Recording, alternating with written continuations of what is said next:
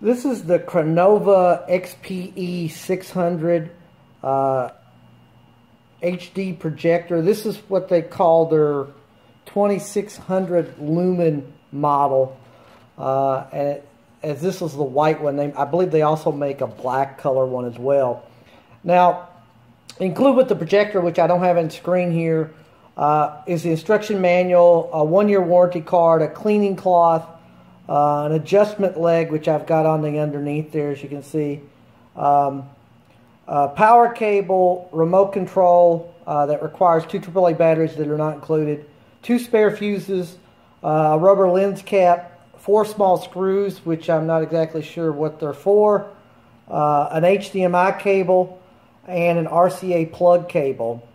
Now, the manual itself is several pages, but mainly is the various translation language versions of the manual. I found the instruction manual itself to be pretty sparse and basic, and really could include some, some better details in the menu and setup and functions.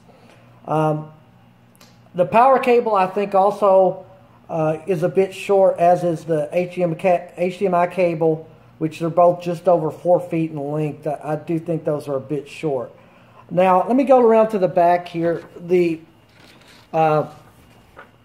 projector itself, as you can see, has various inputs. There's 2 USB ports, 2 HDMI, a DTV port, a VGA port, the component ports, and then, of course, the sound right and left out, as well as the speakers back here. So on top, of course, is the power button. As you can see, it's lit red to show that it's off. It also has volume and channel controls, the source and menu buttons as well. So the projector itself seems to be open. I forgot also this is the focus adjustment lever. Now, the projector itself seems to be pretty good quality, considering the price. It's a sub $200 projector, especially considering, all the different inputs it's capable of here. But even though this can be connected here to the HDMI source, that's how I have this connected currently to my cable box. I've also tried this with a laptop as well through the HDMI port with no issues. But even though you can connect this to an HDMI, this is 1080p compatible, but it's not a 1080p or an HD type of projection. It's only capable of 800 by 480 resolution projection. Now, which of course, considering this is a sub $200 projector, that's a sacrifice made probably in this price range. But in addition to that, I found the sound to be a little weak in larger rooms.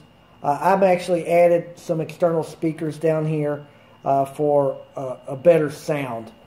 Now, I'm going to power it up here. Now, I have it, as you can see, it's flashing. It's powered up. I'm going to show the screen there. But the basic menu is pretty simple. Luckily, considering the instructions don't have a lot in it. As I personally had no instruction, other adjustments to make other than changing this source to set to HDMI, in this case, to the cable box. And of course, adjust the focus based on the distance that you're projecting. And now in my case, I've got this about 7.5 feet away. And you can see I have about a roughly 42 by 60 inch projection on the wall. And I'm going to show the different quality. And now this is with all the lights on too, as well, as you can see. But I'm going to show what an actual image is going to be on this in just a second. But the focus adjustment, at least for me, I found took a little bit of finesse to find a sweet spot. Now, again, one of the sacrifices in this price range is there's no auto adjustment or zoom capability. Now, also, this only has one adjustment leg on it, which does the job, but I kind of wish it had a couple of different adjustment legs for a bit easier way to adjust the level of the projector. Now I'm going to show the different screens here in just a second with different lighting. No, I'm trying to build something. Now you can hear the sound here. Again, this is just without the external speakers. For a larger room, this wouldn't be great. I mean, I could turn up the volume here a little bit louder, but not bad, kid. You remind me of a younger me.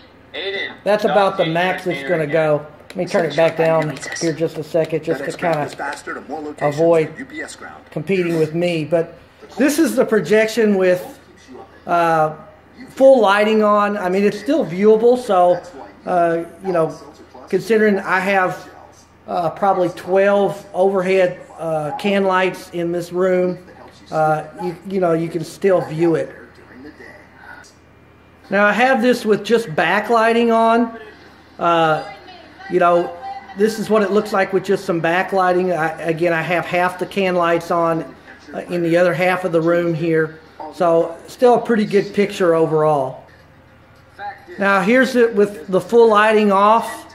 It's complete darkness here. So again, a pretty good image and pretty good brightness. Now, you know, I did find, you know, the further in distance that this projector was away, the color wasn't quite as sharp or as bright, but it's still watchable. And again, it's one of those things you kind of have to find the sweet spot for you, what you need in terms of what you're comfortable with in the level of brightness that this projector projects.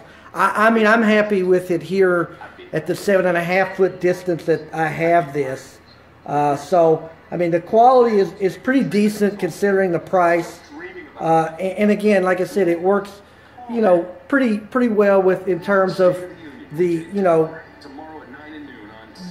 through the HDMI. Now the remote itself.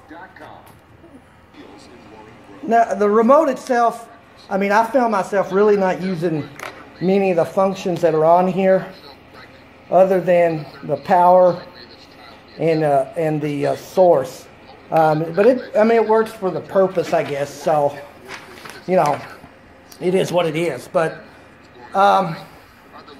you know, as far as the menu interface on the projector, I didn't quite find it as friendly as it should be. But again, it's not that complicated and fairly, you know, easy to figure out. I mean, so overall, this is a decent quality projector considering it's a sub $200 projector. But again, the biggest thing with this is to keep in mind that, you know, even though it says it's 1080p compatible, that doesn't mean it's HD resolution capable. In this case, it's not. So I give this 4 stars.